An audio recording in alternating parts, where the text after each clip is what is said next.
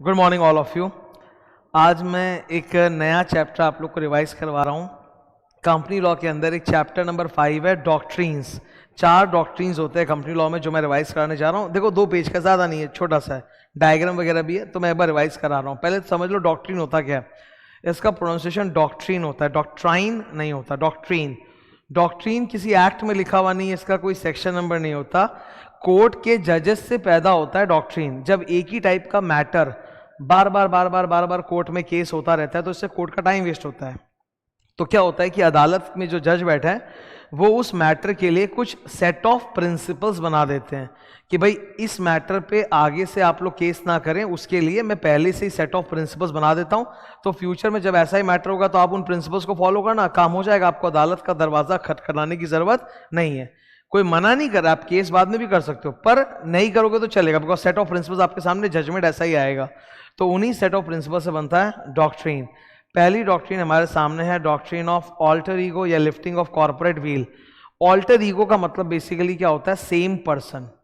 जैसे सुपरमैन और Clark Kent, जानते हो कार्टून कैरेक्टर्स हैं, सुपरमैन और क्लार्क केंट, ये दोनों अलग अलग पर्सन है कि सेम पर्सन, सेम पर्सन। तो ऑल्टर ईगो का मतलब होता है सेम पर्सन। अब सुनो, नॉर्मली हम सब जानते हैं कि company and the shareholders are not same, they are different person, they are separate person, they are different person. तो कंपनी की लायबिलिटी मेंबर के सर पे नहीं है, मेंबर की अपनी लायबिलिटी लिमिटेड होती है जो अनपेड शेयर्स के अमाउंट तक होती है, बस और कुछ नहीं। तो कंपनी सेपरेट पर्सन है, मेंबर डिफरेंट पर्सन है, तो दोनों डिफरेंट पर्सन है। लेकिन डॉक्ट्रिन ऑफ ऑल्टर ईगो कहता है कि अगर कंपनी फ्रॉड के लिए बनी है तो कंपनी और शेयर होल्डर्स को डिफरेंट नहीं, सेम पर्सन मानेंगे, यानी ऑल्टर ईगो। यानी अब कंपनी की सारी लायबिलिटीज मेंबर्स के सर पे आ गिरेगी and members will be liable to pay it off. ये है डॉक्ट्रिन ऑफ ऑल्टर ईगो। तो नाम से समझाया मैंने, सरल भाषा में 2 पॉइंट याद रखने हैं। डॉक्ट्रिन ऑफ ऑल्टर ईगो में कोर्ट क्या करता है, कोर्ट आप लोगों को सेपरेट लीगल एंटिटी मानता ही नहीं है, सेम पर्सन मानता है, और इससे मेंबर्स की लायबिलिटी अब अनलिमिटेड हो जाती है, लिमिटेड नहीं, बिकॉज अब उनको कंपनी के सारे डेट लायबिलिटी चुकाने पड़ेंगे। ऐसा कब होता है, the doctrine of alter ego applies in cases of fraud. तो 6 केसेस हैं फ्रॉड के। कंपनी टैक्स इवेजन कर रही है, क्रेडिटर को धोखा दे रही है, दुश्मन देश के नागरिकों ने आके हमारे देश में कंपनी बनाया है, डमी फेक शेल कॉरपोरेशन है, लेबर लॉज जो गरीब तबके के भले के लिए सरकार बनाती है उनका लूपहोल निकालने के लिए आपने कंपनी बनाई है, या आप जनता को चोट पहुंचा रहे हो, पब्लिक पॉलिसी के खिलाफ कुछ कर रहे हो, तो ऐसे केसेस में ये डॉक्ट्रिन अप्लाई करता है। Second doctrine, doctrine of ultra vires. नाम से समझेंगे, अल्ट्रा वायर का मतलब होता है बियॉन्ड पावर, इंट्रा वायर का मतलब होता है विद इन पावर। ये पावर कहां लिखा है, यहां लिखा है। एक कंपनी क्या क्या तरह के काम कर सकती है वो कंपनी के मेमोरेंडम में लिखा रहता है। मेमोरेंडम में मेन ऑब्जेक्ट, इंसिडेंटल ऑब्जेक्ट होता है, वहां लिखा होता है, प्लस कुछ कुछ ऐसी चीजें हैं जो कंपनीज एक्ट में भी लिखी हुई रहती हैं। ठीक है, तो कंपनी का पावर यही है, कंपनी क्या क्या कर सकता है उसके मेमोरेंडम में ऑब्जेक्ट क्लॉज के अंदर जो लिखा है वो कर सकता है, या फिर कंपनीज एक्ट में कुछ बोला हुआ है जैसे अमालगमेशन, बोरोइंग्स, तो वो कर सकता है। अगर कंपनी इसके बियॉन्ड जाके कोई भी काम कर रहा है, डायरेक्टर्स अगर कोई ऐसा कॉन्ट्रैक्ट एग्रीमेंट कर रहे हैं जो कंपनी के पावर के बियॉन्ड है, तो वो अल्ट्रा वायर्स कहलाता है और नतीजा होता है वॉइड एब इनिशियो। ठीक है, अल्ट्रा वायर्स एग्रीमेंट अगर डायरेक्टर्स कर रहे हैं किसी बाहर वाले के साथ जो कंपनी के पावर के बियॉन्ड है, तो क्या होगा, number 1, it will be void agreement, no legal enforceability, दोनों पार्टी एक दूसरे को सू नहीं कर सकते। Second, constructive notice, that is our next doctrine. इसका मतलब है, कंस्ट्रक्टिव नोटिस का मतलब होता है डीम्ड नॉलेज, यानी कि ये माना जाएगा कि बाहर वाले को पता था, आउटसाइडर को पता था कि जो अग्रीमेंट वो कर रहा है वो कंपनी की पावर के बियॉन्ड है, ही न्यू अबाउट इट कि अल्ट्रा वायर्स है। थर्ड, ऐसे केस में बाहर वाला जो है वो कंपनी को तो सू नहीं कर सकता, किसको सू करेगा, फ्रॉडुलेंट डायरेक्टर। सारे डायरेक्टर नहीं मरेंगे, जो फ्रॉड किए वो मरेंगे। चौथा, अल्ट्रा वायर्स एग्रीमेंट्स का रेटिफिकेशन नहीं होता। रेटिफिकेशन का मतलब होता है कर लेने के बाद approval, subsequent approval of an unauthorized act is called ratification. तो अगर डायरेक्टर्स कुछ अल्ट्रा वायर्स एग्रीमेंट कर रहे हैं तो बाद में शेयर होल्डर्स आके उसको अप्रूव नहीं कर सकते, रेटिफाई नहीं हो सकता। रेटिफाई का सिंपल मतलब है काम होने के बाद अप्रूवल, तो अल्ट्रा वायर्स एक्ट का रेटिफिकेशन नहीं होता। ठीक है, ये था डॉक्ट्रिन ऑफ अल्ट्रा वायर्स, एकदम सरल में समझ रहे हैं। Doctrine of constructive notice. अब हम लोग लास्ट के दो डॉक्ट्रिन पढ़ने जा रहे हैं, ये साथ साथ पढ़ते कंपेयर करके, ठीक है। Doctrine of constructive notice versus doctrine of indoor management. पहले एक एक करके। डॉक्ट्रिन ऑफ कंस्ट्रक्टिव नोटिस जो है ना, ये चाहता क्या है, ये बोलता है कि any outsider who is dealing with the company, उसने पक्का ये डीम कर लिया जाएगा कि उसको पता था कि मेमोरेंडम और आर्टिकल्स में क्या लिखा है और जो वो ट्रांजैक्शन कंपनी के साथ कर रहा है वो कंपनी के पावर्स के अंदर है या नहीं है। कंस्ट्रक्टिव वर्ड का मतलब होता है डीम्ड, नोटिस वर्ड का मतलब होता है नॉलेज, यानी डीम्ड नॉलेज मतलब आपकी जानकारी में था कि आप जो कर रहे हो वो अल्ट्रा है कि इंट्रा वायर्स है। तो यहाँ पे आउटसाइडर का नुकसान है, उसके लिए डीम कर रहे हैं कि भाई उसको पता था, चाहे उसको पता एक्चुअली में नहीं हो।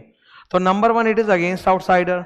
नंबर 2 मोआ हुआ पब्लिक डॉक्यूमेंट है तो आप आराम से मांग करके चेक कर सकते थे। थर्ड, डॉक्ट्रिन का मीनिंग क्या है, an outsider entering into any unusual transaction with a company must have read the MOA to read and check whether the transaction falls within the scope of the company or not. चौथा, इस doctrine का उल्टा है indoor management.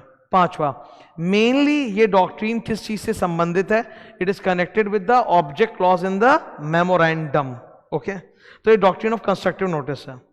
दूसरी तरफ है doctrine of indoor management. Indoor management को समझने के लिए हम लोग एग्जाम्पल देखते हैं टर्कवांड का। एक बहुत फेमस केस था रॉयल ब्रिटिश बैंक वर्सेस टर्कवांड का। टर्कवांड केस जीता था, इसीलिए उसके नाम पे रूल पड़ गया टर्कवांड्स रूल। कंपनी को, बैंक एक कंपनी होता है तो उसको भी पैसे की जरूरत थी। इनके आर्टिकल्स में लिखा हुआ था कि बैंक चाहे तो बॉन्ड्स इशू करता है, बॉन्ड्स मतलब डिबेंचर, बॉन्ड इशू कर सकता है with the shareholders approval and raise money. अब बैंक वालों को पैसे की जल्दी थी, इन्होंने टर्कवांड को बॉन्ड्स इशू किए विदाउट शेयर होल्डर अप्रूवल और पैसा रेज कर लिया। अब यहां पे आप समझो, पिक्चर में मेमोरेंडम नहीं है, आर्टिकल्स हैं। दूसरी बात है, it is not about object clause, it is about some procedure, कि एक प्रोसीजर लिखा था जो फॉलो नहीं किया गया। So it's not about memorandum, it's not about a type of business और ऑब्जेक्ट क्लॉज, ये है आर्टिकल्स में लिखा हुआ प्रोसीजर। तो यहां पे अदालत ने बोला कि देखिए, बाहर वाले के लिए ये संभव ही नहीं था कि वो चेक करे कि कंपनी ने अपना अंदर का इंटरनल बंद दरवाजे में, इंडोर मैनेजमेंट, इंडोर बंद दरवाजे के अंदर कंपनी ने अपना प्रोसीजर फॉलो किया है नहीं किया, ये बाहर वाले को कभी पता नहीं चलेगा। तो बाहर वाले को बिल्कुल हक है कि वो अज्यूम कर सकता है कि कंपनी ने सारा प्रोसीजर फॉलो किया होगा। यहाँ पे गलती कंपनी की है, company is liable to redeem the bonds. तो यहाँ पे ये डॉक्ट्रिन आउटसाइडर के फेवर में है, ठीक है। आओ देखते हैं, this doctrine is in favour of outsiders. Indoor management मतलब बंद दरवाजे के अंदर कंपनी क्या प्रोसीजर कर रही है नहीं कर रही है वो पब्लिक को पता नहीं चल सकता। थर्ड, एक आउटसाइडर जिसने मोआ हुआ पढ़ लिया है, देख लिया है कि जो ट्रांजैक्शन वो कर रहा है कंपनी के पावर्स में है, उसका बस यही काम है, उसके अलावा उसकी ये ड्यूटी नहीं है चेक करना कि अंदर में प्रोसीजर हुआ कि नहीं हुआ। फोर्थ, इंडोर मैनेजमेंट के 5 एक्सेप्शंस होते हैं। फिफ्थ, ये मोआ से नहीं बल्कि ओआ से कनेक्टेड होता है। आर्टिकल्स में लोन लायबिलिटी के लिए कुछ प्रोसीजर दिया है, अब वो कंपनी ने नहीं किया है, उसी के ऊपर इंडोर मैनेजमेंट बनता है, ठीक है। तो ये था comparison between constructive and indoor. होता क्या ना, स्टूडेंट इन दोनों में हमेशा कंफ्यूज रहते हैं, पर मैं आपको बता देता हूं ये दोनों एकदम अलग अलग सिचुएशन पे लगते हैं। Constructive notice is about object clause in memorandum, और ये वाला इंडोर जो है it is about basically loans and liability के लिए आर्टिकल्स में लिखा हुआ कोई प्रोसीजर। तो ये लगते ही अलग अलग सिचुएशन में है, ओके। पर क्या है कि इनमें एक वो आउटसाइडर आने से स्टूडेंट के दिमाग में कंफ्यूजन होता है, तो वही अभी मैंने पूरा क्लियर किया।